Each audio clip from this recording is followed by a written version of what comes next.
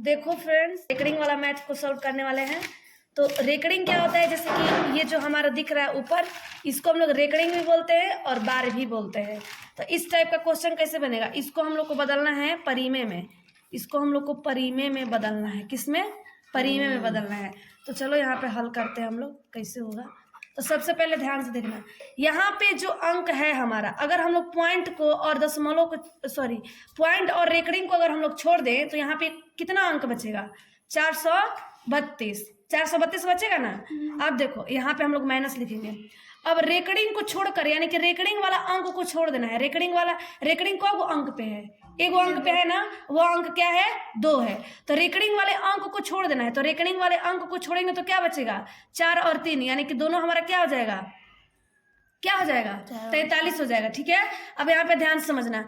अब देखो इस रेकरिंग को देखो ध्यान से समझना कि यहाँ पे 2 पार्ट है, एक माइनस के पीछे और एक माइनस के आगे। तो माइनस के पीछे वाले में ना रेकरिंग और ये पॉइंट सबको लेकर चलना है। ठीक है, तो जैसे कि मान लो रेकरिंग के साथ लो, तो पॉइंट के लिए हम लोग क्या लिखते हैं ये बताओ? एक लिखते हैं। और पॉइंट के बाद कितने अंक है? रेकरिंग को लेकर चलना है यहाँ पे 2 तो 2 अंक है, तो यहाँ पे 00 आ जाएगा।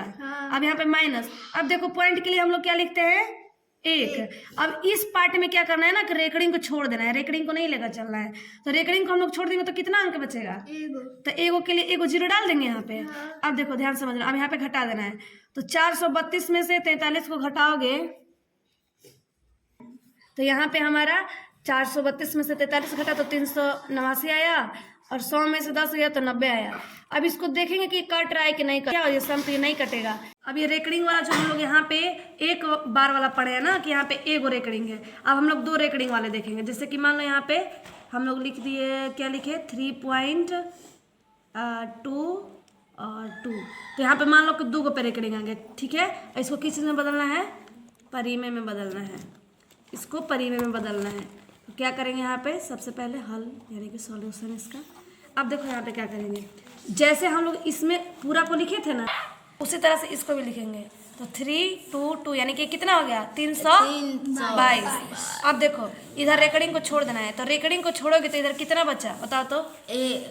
3 ना बचा। रेकरिंग को छोड़ दोगे तो सिर्फ 3 ना बचा। यहाँ पे 3 लिख देंगे। अब ध्यान से समझो, यहाँ पे पॉइंट के लिए क्या लिखते हैं? 1।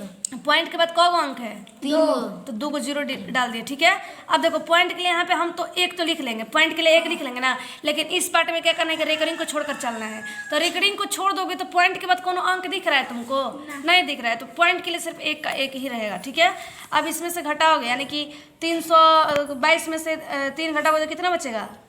322 में से 319 बचेगा ना। 319। अब बटा में क्या हो जाएगा? 99। अब ये कटेगा? नहीं कटेगा। तो यही तुम्हारा क्या हो जाएगा? आंसर हो जाएगा।